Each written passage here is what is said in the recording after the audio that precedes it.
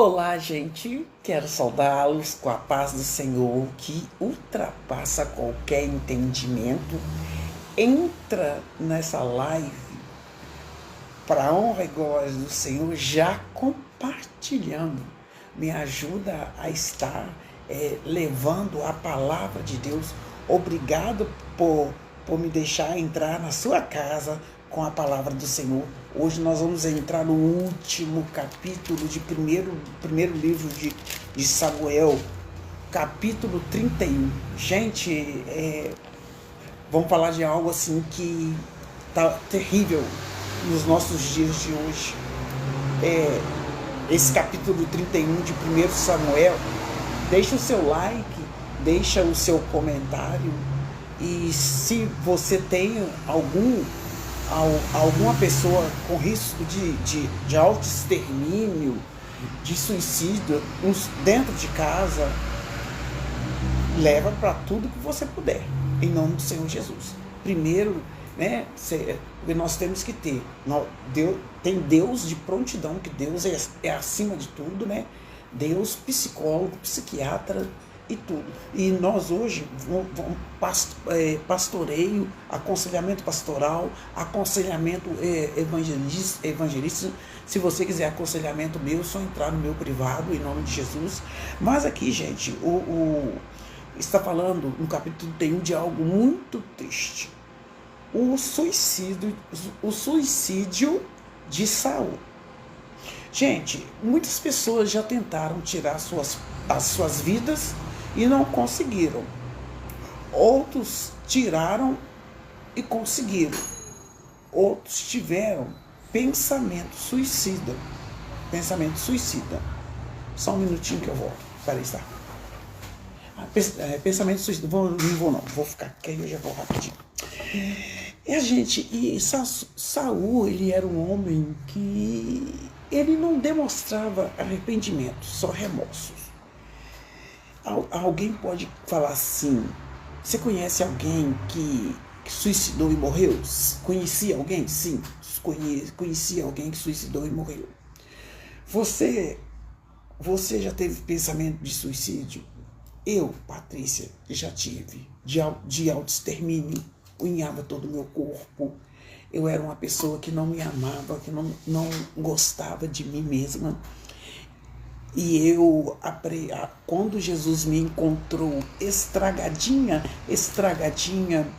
o Senhor tratou, tirou todas as feridas.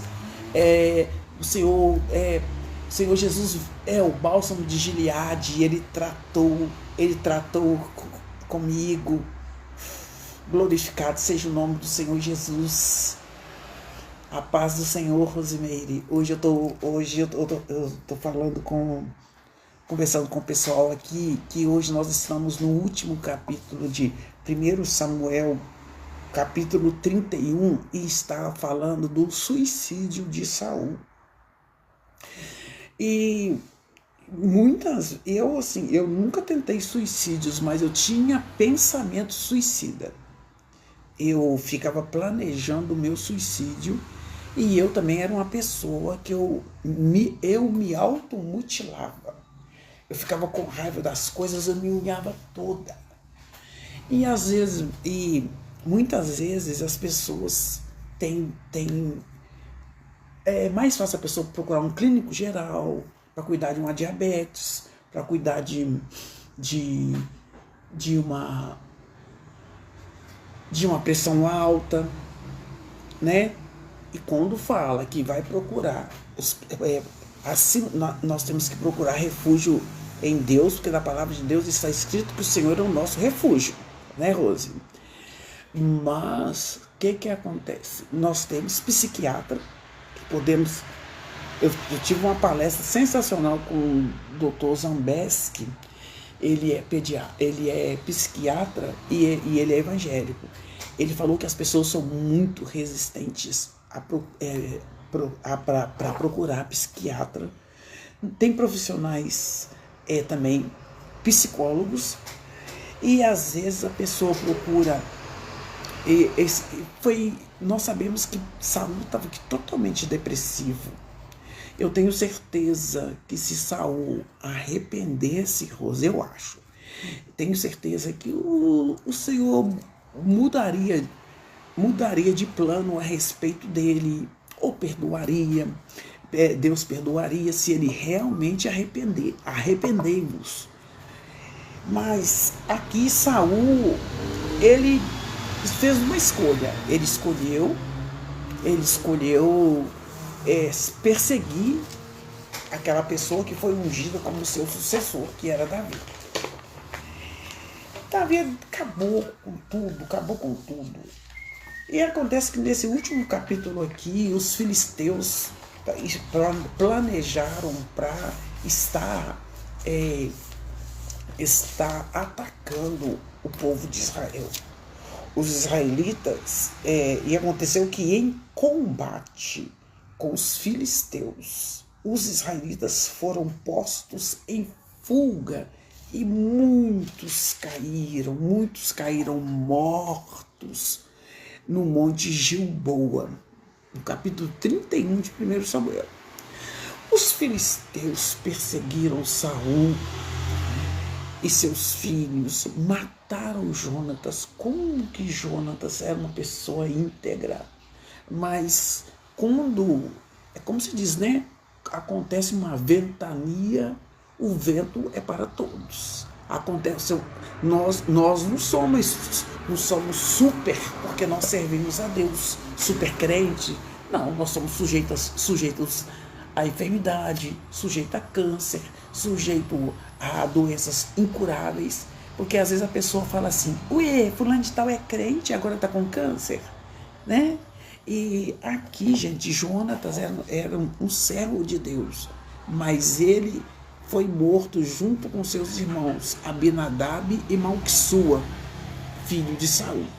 O combate foi se tornando cada vez mais violento em torno de Saul, até que os flecheiros o alcançaram e feriram Saul gravemente. O fim dele foi muito triste. Então Saul ordenou ao seu escudeiro. O que é escudeiro? Aquele que carrega as flechas para ele ir atirando.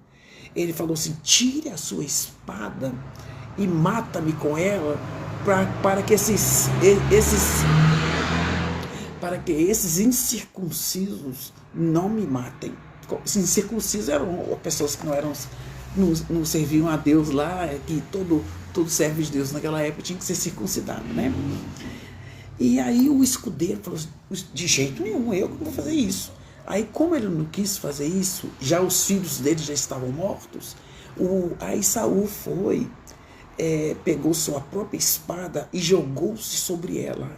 Saul suicidou. Aí ele escolheu suicidar, né?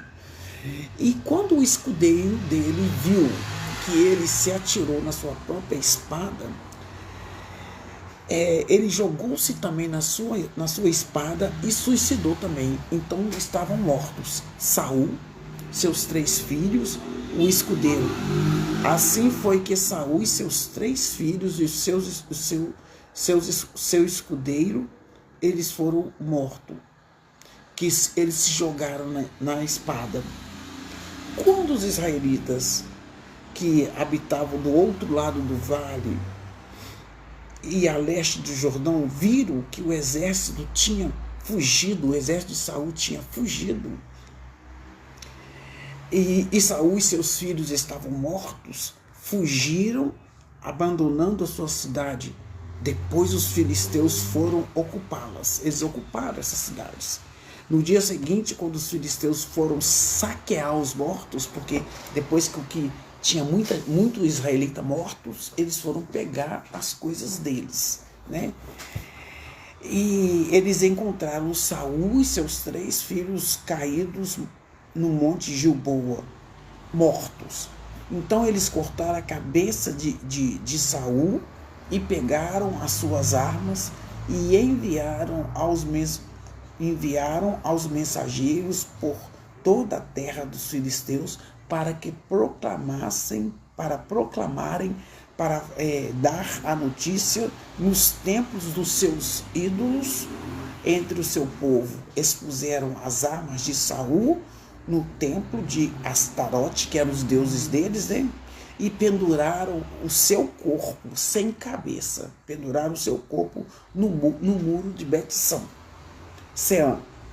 Quando os habitantes de Jabes, Gileades, ficaram sabendo que os filisteus tinham feito com Saul, os mais corajosos dentre eles foram durante a noite a Bet-Sean, baixaram os corpos de Saul e dos seus filhos do muro de Bet-Sean. Então dá-se a entender que o corpo também dos filhos foram pendurados, né?